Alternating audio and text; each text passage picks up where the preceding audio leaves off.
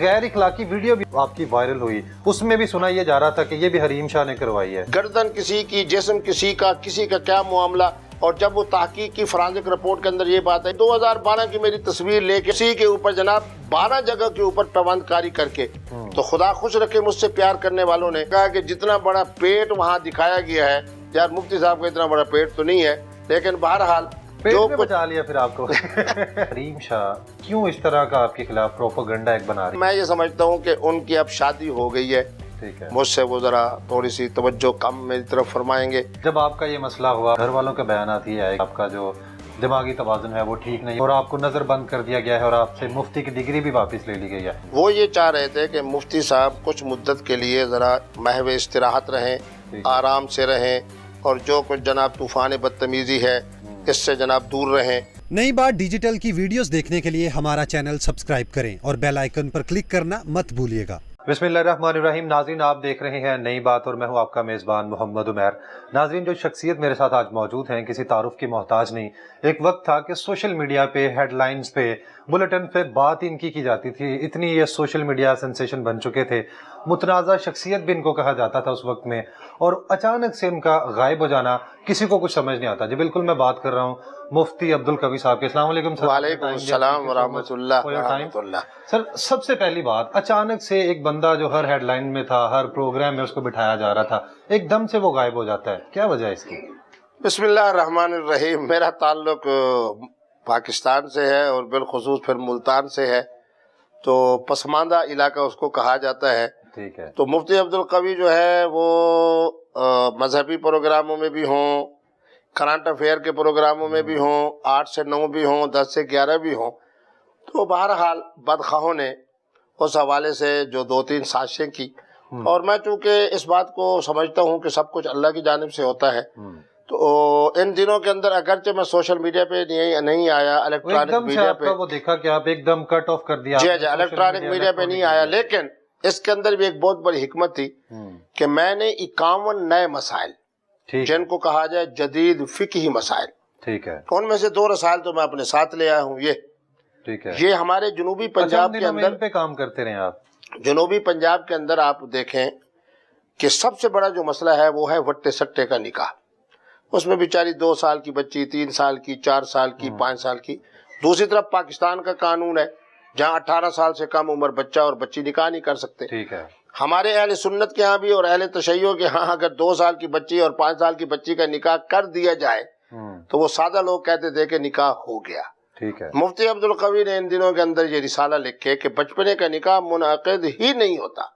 ٹھیک ہے۔ یہ میں سمجھتا ہوں کہ مفتیان کرام کی خدمت میں نے ایک ایسا رسالہ پیش کر دیا ہے کہ خواتین کے لیے، میں چونکہ دیہاتی علاقوں میں جاتا ہوں، پھر ہماری خانقاہ کا ایک بہت بڑا حلقہ ہے، تو اتنا افسوس ہوتا تھا کہ 2 سال کی بچی، 3 سال کی بچی، 5 سال کی بچی کا نکاح کر دیا گیا ہے۔ اب وہ بچی جناب پڑھنے کے بعد اعلیٰ تعلیم یافتہ ہے، اب وہ نہیں چاہتی کہ میں وہاں جاؤں۔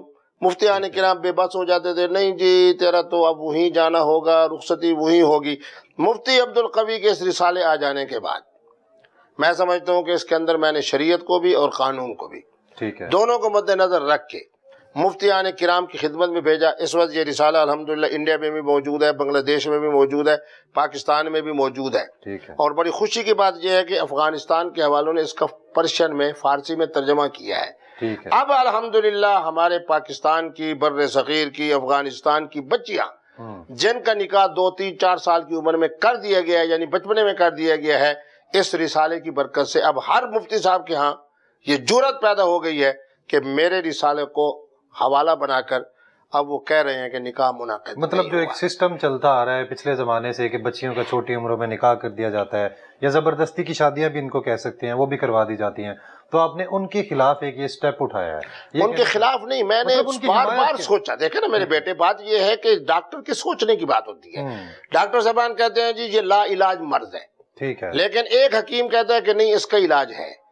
جب میرے سامنے اس طرح کے آتے تھے سوالات تو میرا دل نہیں مانتا تھا کہ میرا اسلام دین رحمت ہے، میرے نبی رحمت للعالمین ہے، اور یہ بیچاری 2, 3, 4 سال 5 سال کی بچی جسے والد شاید کنویں میں ڈالتا یا زندہ درگور کرتا تو اتنا بڑا ظلم نہ ہوتا، جتنا کہ بیچاری کو بچپنے کے اندر ہی ایک نامعلوم نکاح کے ساتھ پابند کر دیا گیا ہے، تو اس پر میں نے جب کام کرنا شروع کیا تو الحمدللہ 36 صفحوں پر مشتمل میں نے رسالہ لکھا اور الحمدللہ علماء کرام کو پیش کیا، اور اس کے اندر تمام عربی عبارات کا میں نے ترجمہ نہیں کیا تاکہ وہ یہ نہ کہیں کہ جی مفتی صاحب نے اپنی مرضی کا ترجمہ کیا ہے۔ خود پڑھیں، ان حوالہ جات کو دیکھیں، اور پھر اس کے بعد کہیں کہ یقیناً میرا اسلام رحمت کا دین ہے اور میرے نبی رحمت اللہ عالمین ہے، اس لیے بچپنے کا کوئی نکاح نہیں۔ جس طرح خواتین کی حمایت میں یہ بہت بڑا اقدام ہے، اس کو ہر بندہ سراہے گا بھی، آپ نے جو عمل اپنایا ہے، خواتین کے ساتھ ہی آپ کی ویڈیوز جو ہیں وہ بھی وائرل ہوتی ہیں اور متنازع ویڈیو بن جاتی ہیں اور آپ پہ تنقید بھی کی جاتی ہے، ان باتوں میں کتنی صداقت ہے؟ میں کسی کی بات پہ کوئی عمل نہیں کر رہا، جو پچھلا گیا وہ گزر گیا، میں آپ سے سننا چاہ رہا ہوں ان ویڈیوز میں کتنی صداقت ہے؟ کچھ ویڈیوز آپ کے سامنے بھی آئی ہوں گی، جس طرح ہر بندے نے وہ ویڈیوز دیکھی، خواتین کے بارے میں اتنا اچھا اقدام کر رہے ہیں آپ، تو میں آپ سے جاننا چاہ رہا ہوں کہ ان ویڈیو میں کتنی حقیقت ہے؟ میرے بیٹے مجھے یہ بتائیں، میں ہمیشہ حقیقت کی بات کرتا ہوں۔ قندیل صاحبہ کا معاملہ ہے، میں یہ کہوں غلط ہے، بالکل جناب وہ ویڈیو درست ہے، صرف فرق یہ ہے کہ میں نے ان کو بیٹی کہا، لیکن اس کے بعد جو کچھ انہوں نے میرے اوپر الزامات لگائے، اور میں الحمدللہ بڑے فخر سے کہہ رہا ہوں، انہوں نے کہا کہ مفتی صاحب نے کوک پی، شکر ہے یہ نہیں کہا کہ مشروب مغرب پیا، انہوں نے یہ نہیں کہا کہ مفتی صاحب نے میرے اوپر کوئی دست درازی کی، انہوں نے کہا جی مفتی صاحب کو روزہ نہیں تھا، جو ویسے بھی میں مسافر تھا، کراچی میں رہ رہا تھا، میرا روزہ تھا یا نہیں تھا یہ تو میرا معاملہ اللہ کے ساتھ ہے۔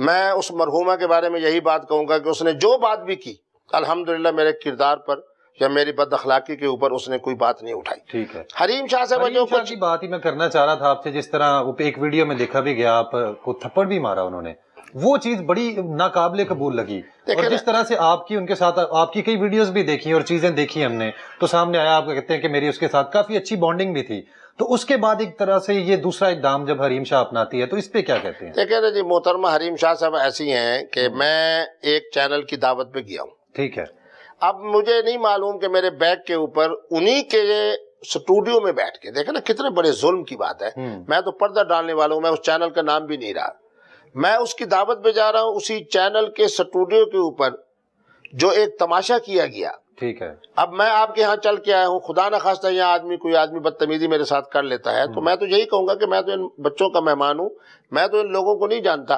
اب حریم شاہ نے مجھے تھپڑ نہیں مارا، حریم شاہ نے کہا جی میں نے تھپڑ مارا، جب تحقیق ہوئی تو پتہ چلا تو وہ تو اور بچی ہے، اس کا نام بھی لوگوں کے سامنے آ گیا، اس کا نام عائشہ ہے، تو وہ بیچاری اعلی کار بنی، پیچھے تصویر بنانے والی جو تھی وہ حریم شاہ تھی۔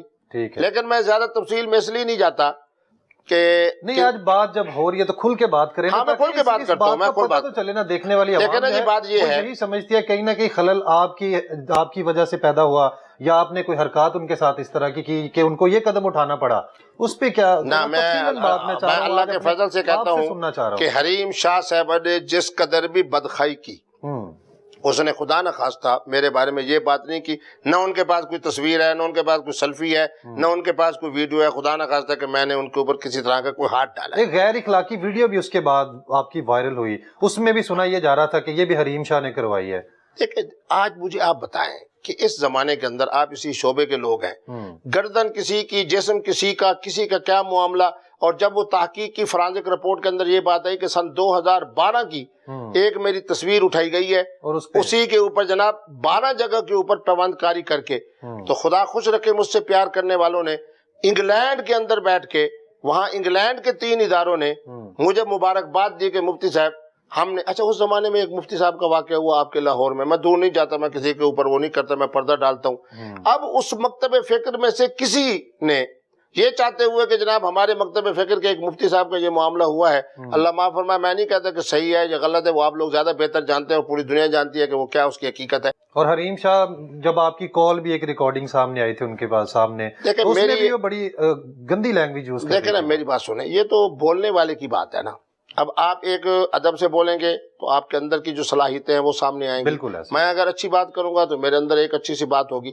وہ ہمارا عربی کا آپ کی سب سے اچھی بات بھی یہ گنی جاتی ہے کہ آپ جتنے مرضی تلخ سوال ہوں یا جتنی مرضی بری بات ہو، آپ بڑے تحمل سے اور بڑے ہمبل رہ کے اس کا جواب دیتے ہو، مجھے اچھی لگتی ہے آپ کی یہ تو مجھے سیدنا یہ پورا معاملہ سننا چاہ رہا ہوں۔ جی سیدنا علی المرتضیٰ کا فرمان ہے کہ جناب ہر وقت مسکراتے ہوئے چہرے کے ساتھ اور میٹھی زبان کے ساتھ، تو الحمدللہ یہ میں حضرت کے فرمان کے مطابق میٹھی زبان بھی اور اس کے ساتھ چہرہ مسکراتے ہوئے بھی، آج بھی میں دیکھیں آپ کے سامنے حریم شاہ صاحبہ کہہ رہا ہوں، تو بات یہ ہے کہ ان کی طرف سے جو کچھ ہوا وہ ان کی حقیقت ہے، ٹھیک ہے، جو میری طرف۔ اچھا آج مجھے آپ بتائیں کہ جس طرح کی آزمائش سے وہ گزر رہی ہیں یا معاشرے کے اندر اس وقت یا پاکستان کے اداروں کے ہاں جو ان کی حیثیت ہے وہ بھی سب کے سامنے ہے، میں اس کے اوپر جناب وہ نہیں کرتا. مفتی عبدالقوی کا جو احترام ہے وہ بھی آپ کے سامنے ہے. پھر یہ فرانسک رپورٹ جو ہیں ان کو تو میں بہتر سمجھتا ہوں کہ ان کی وجہ سے اللہ تبارک و تعالیٰ نے ہماری تائید کی. وہاں انگلینڈ کے 3 اداروں نے ہمیں بارے میں کہا، حتیٰ کہ انہوں نے تو واضح طور پر مجھے کر کے دکھا دیا کہ جناب یہاں بھی جوڑ لگا ہے، یہاں بھی جوڑ لگا ہے، یہاں بھی جوڑ لگا ہے، یہاں بھی جوڑ لگا ہے. اور جو آپ کی طرح دانا بچے تھے انہوں نے کہا کہ جتنا بڑا پیٹ وہاں دکھایا گیا ہے، یار مفتی صاحب کا اتنا بڑا پیٹ تو نہیں ہے، لیکن بہرحال پیٹ جو میں بچا لیا پھر آپ کو. بہت ساری چیزیں اس میں تھی، اور اس کے اندر آپ اس کو غور و فکر سے دیں گے تو فوراً سمجھ آ جائے گا کہ اس کی کس طرح پیوند کاری کی گئی ہے. ٹھیک ہے، مطلب آپ کے خلاف سازشیں ہوتی رہی. سازشیں ہوتی رہی. اور سازشیں کرنے کی وجہ کیا؟ مفتی صاحب آپ کھل کے بات کریں تو ذرا کھل کے بتائیں. آج کیا وجوہات آپ کو کیا پرسنلی لگتا ہے کہ سازشیں کرنے کا کیا مقصد ہے؟ حریم شاہ چونکہ آئے دن ان کی ویڈیوز بھی وائرل ہوتی ہیں، آپ کو کیا لگتا ہے حریم شاہ جیسی بندی جو ہے وہ آپ کے خلاف کیوں سازش کرے گی؟ میں کسی کے اوپر کوئی الزام تو نہیں لگاتا. میں سمجھتا ہوں کہ میرا قصور صرف 2 چیزوں میں ہے. ایک تو یہ ہے کہ میرا تعلق ملتان جیسے پسماندہ علاقے سے ہے. ہمارے جیسے ملتان بھی ترقی کر گیا ہے. ترقی کر گیا. دیکھیں جی، بات یہ ہے کہ میرے علاقے کا وزیر اعظم آئے تو اس کو بھی بڑا مشکل سے وزیر اعظم مانا جاتا ہے. میرے جیسی شخصیت جناب اگر مختلف ٹی وی پروگرام میں آئے تو اس کو بھی بڑا مشکل سے قبول کیا جاتا ہے. بڑے بڑے جناب حضرات آپ کے لاہور میں علماء بیٹھے ہیں، مفتیان کرام کراچی میں بیٹھے ہیں. اب ان کی بجائے مفتی عبدالقوی ہی کو جناب سارے حضرات کرنٹ افیئر میں بھی لے رہے ہوں اور جتنے اہم دینی مسائل ہیں ان میں بھی لے رہے ہوں. تو بہرحال، اور دوسری بات یہ ہے کہ میری عادت یہ ہے کہ میں ہر ایک کا احترام کرتا ہوں اور میرے ساتھ رابطہ کرنا ہر ایک کا بہت آسان ہے. ٹھیک ہے. میرا خیال یہ ہے کہ کوئی آدمی یہ نہیں کہہ سکتا کہ جی مفتی صاحب سے ہم نے دن میں یا رات میں رابطہ کیا تو تیسری یا چوتھی گھنٹے پہ مفتی صاحب نے فون نہیں اٹھایا. الحمدللہ میں ہر ایک کا احترام کرتا ہوں. پھر سب سے بڑی بات یہ ہے کہ میری کوشش یہ ہوتی ہے کہ نوجوان نسل جو ہے وہ ان کی طرف سے جب مجھ سے رابطہ ہو اور وہ مجھ سے رہنمائی چاہیں تو میں زیادہ سے زیادہ کوشش کرتا ہوں. اور پھر میرے یہ دونوں رسائل ہیں یہ بھی خواتین ہی کی متعلقہ ہیں، کیونکہ طلاق کے حوالے سے میں نے لکھا تو اس کا فائدہ بھی خواتین کو ہوا. میرا سوال یہ ہے، حریم شاہ کیوں اس طرح کا آپ کے خلاف پروپیگنڈا ایک بنا رہی ہے، جس طرح ہر چیز غلط ثابت ہوئی اور آپ بھی کہہ رہے ہیں کہ ایک پراپر سازش ہے؟ آپ کو کیا لگتا ہے کیا وجوہات ہو سکتی ہیں؟ میں وجوہات کی طرف تو نہیں جاتا. میں یہ سمجھتا ہوں کہ ان کی اب شادی ہو گئی ہے، ٹھیک ہے، تو یقیناً اللہ تبارک و تعالیٰ انہیں اپنے خامند کے ساتھ خوش رکھیں گے اور مجھ سے وہ ذرا تھوڑی سی توجہ کم میری طرف فرمائیں گے. جب آپ کا یہ مسئلہ ہوا، متنازع ویڈیو سامنے آئی، تو اس کے بعد ذرائع کے مطابق گھر والوں کے بیانات یہ آئے کہ آپ کا جو دماغی توازن ہے وہ ٹھیک نہیں، اور اس طرح کی افواہیں بڑی اڑی اور آپ کو نظر بند کر دیا گیا ہے اور آپ سے مفتی کی ڈگری بھی واپس لے لی گئی ہے. ان باتوں میں کتنی صداقت؟ میں اصل میں ہمیشہ کہا کرتا ہوں، کسی آدمی کے بارے میں کہا جائے نا جی پیٹ میں درد ہے تو نہیں پتہ چلتا کہ ہے یا نہیں. ٹھیک ہے. اگر میری گفتگو سے آپ کو یہ محسوس ہوتا ہے کہ کچھ میرے دماغ کے اوپر اثرات ہیں، اسی وجہ سے میرا سوال تھا. ٹائم بھی زیادہ ہو چکا ہے، پروگرام بھی اپنے اختتام کو پہنچ چکا ہے، لیکن میں پرسنلی یہ پوچھنا چاہ رہا تھا کہ یہ خبر اڑی ہے، جب تک میں خود اس کی تحقیق نہ کر لوں تو میں اس بات پہ بالکل میں اس بات کو حقیقت کو مانتا ہوں کہ میرے بچے مجھ سے بہت زیادہ محبت و پیار رکھتے ہیں. وہ یہ چاہ رہے تھے کہ مفتی صاحب کچھ مدت کے لیے ذرا محو استراحت رہیں، آرام سے رہیں، اور جو کچھ جناب طوفان بدتمیزی ہے اس سے جناب دور رہیں. لیکن الحمدللہ 90 دن میں نے الحمدللہ گھر میں، مسجد میں، مدرسے میں گزارے. لیکن جو آدمی علمی ہوتا ہے، تحقیقی ہوتا ہے، تو اس کے لیے خلوت بھی رحمت ہوتی ہے، جلوت بھی رحمت ہوتی ہے. اس دوران میں نے الحمدللہ یہ 2 رسالے بھی مکمل کر لیے اور 51 مسائل کی میں نے فہرست بنائی ہے. اللہ مجھے زندگی دیں تو وہ سارے جدید فقہی مسائل ہیں.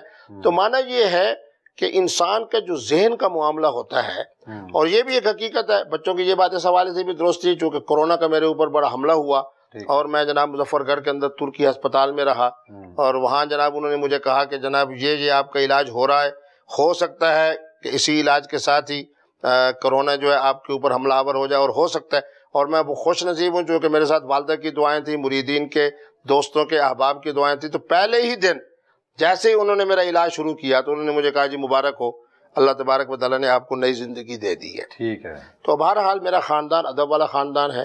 تو باقی آپ کے سامنے میں گفتگو کر رہا ہوں، یہ علمی رسائل میں نے لکھے ہیں ان دنوں کے اندر. تو معنی یہ ہے کہ میرا ذہن صحیح ہے. بچوں کا مقصد تھا کہ میں ذرا استراحت میں رہوں، الحمدللہ میں استراحت میں رہا اور میں خلوت میں رہا، جلوت میں نہیں آیا. ٹھیک ہے، بہت شکریہ، آپ نے ٹائم دیا اور تھوڑے سخت سوالات بھی تھے اس کے لیے بھی آپ کا بہت شکریہ کہ آپ نے ہر چیز کو ایک بریفلی، چونکہ دونوں طرف کی رائے جو ہے وہ بڑا میٹر کرتی ہے. ہمیشہ ایک طرف سے پوچھ لیا جاتا ہے، دوسری طرف سے اس چیز میں جو ہے وہ صداقت ہوتی ہے نہیں ہوتی، وہ موقف نہیں لیا جاتا. تو وہ سارا کچھ آپ نے اپنی زبانی بتایا. بہت شکریہ آپ کا. ناظرین، اسی کے ساتھ اجازت چاہوں گا، پروگرام اپنے اختتام کو پہنچا. اجازت دیجیے، اللہ حافظ.